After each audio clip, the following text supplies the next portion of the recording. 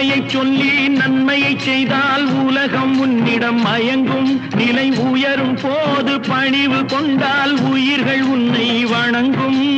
உண்மை என்பது அன்பாகும், பெரும் பணிவு என்பதும் பண்பாகும்.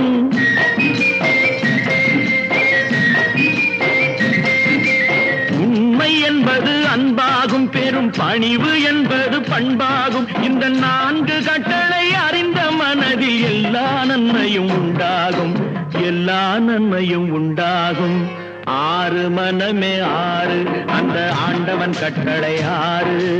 6 மனமே 6 அந்த ஆண்டவன் கட்டளை 6.